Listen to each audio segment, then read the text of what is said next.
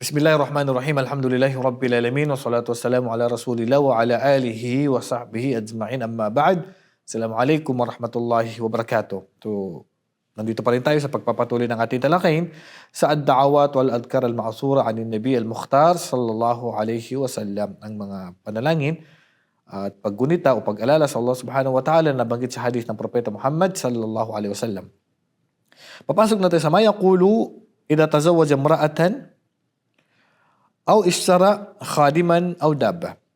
Ano naman ang iduduan natin kapag mayroon tayong kapatid na nag-asawa ng babae o bumili siya ng alipin o hayop?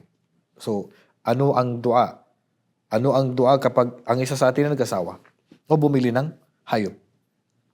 An Amr bin Shu'aib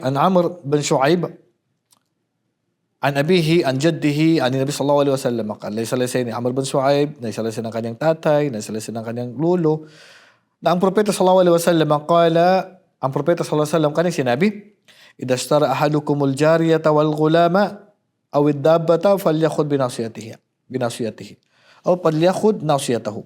Kapag bumili ang isa sa inyo ng alipin na babae o alipin na bata o kaya ay hayop, kunin mo yung kanyang noo, hawakan mo, sabihin mo, Allahumma inni as'aluka khairahu wa khaira ma jubila alayhi. Allahumma inni as'aluka khairahu wa khaira ma jubila alayhi. Pag babae, Allahumma inni as'aluka khairaha wa khaira ma jubilat alayhi aw alayha.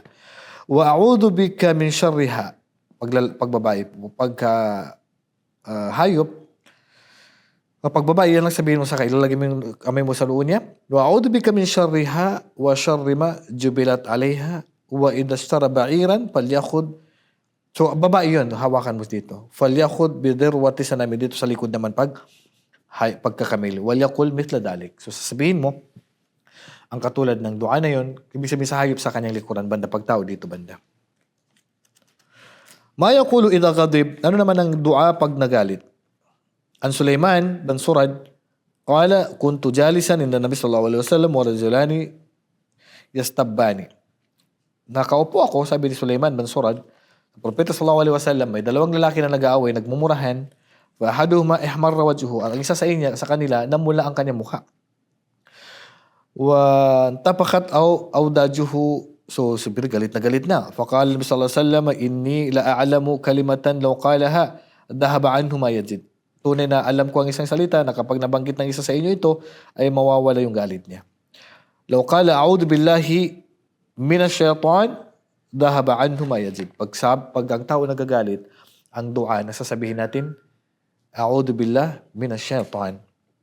A'udhu billah minash shaitan. Yan ang dua kapag tayo po ay nakaramdam ng galit. At kapag naman tayo ay nagdadalawang isip sa isang bagay, hindi tayo makapag-decide ano ang dapat natin gawin. Halimbawa, tatanggapin ko ba na asawa ko si ganito, magta-travel ba ako, tatanggapin ko ba yung trabaho na to. Mga bagay na pinahintulutan sa mundo, hindi naman siya sunnah na gawain kasi kung sunnah, walang pagpipilian. Pero yung mga bagay na pipili ka ng asawa, tatanggapin ba yung asawa mo na yan? O kaya magta-travel ka ba? Magtutuloy ka ba? Tatanggapin ba yung trabaho na yan o hindi? So, mga ganito mga desisyon na makamundo, ay mayroong dua ni tinuro ang Propeta sallallahu alaihi wasallam. Mayaqulu fi dua al-istikhara. Ito yung tinatawag na dua al-istikhara. An Jabir radhiyallahu anhu qala kana Nabi sallallahu alaihi wasallam yu'allimuna al-istikharata fil umuri kulliha. Tinuruan kami ng Propeta sallallahu alaihi wasallam sa istikhara sa lahat ng bagay. Kama yu'allimuna as-surata min al-Quran, katulad ng pagturo niya sa amin ng Quran. Qala idha hamma ahadukum bil amr, kapag mayroong sa inyo na gusto na niyang gawin na bagay, falyarka rak'atayn min ghairil farida, maggawa siya ng 2 rak'a na sunnah. Thumma liyaqul Allahumma inni astakhiruka bi'ilmika wa astaqdiruka biqudratik wa as'aluka min fadlika al-'azim fa innaka taqdiru wa la aqdir wa ta'lamu wa la a'lam wa anta 'allamul ghuyub. Allahumma in kunta ta'lamu anna hadha al-amr, so babanggitin mo yung gusto mo, na yung babae na to ay makakabuti sa akin o ang lalaki na to ay makakabuti sa akin, khairun li fi dini wa ma'ashi wa aqibati amri, aw qala, o kaya sabihin niya, idadagdag niya, amiri wa ajilihi faqdurhu li wa yassirhu li. Padalin mo sa akin ya Allah kung siya makakabuti sa akin ang bagay na to. Thumma barik li fihi wa in kunta ta'lamu anna hadal amr, banggitin mo, ang bagay na yun, anong ginihiling mo sa Allah.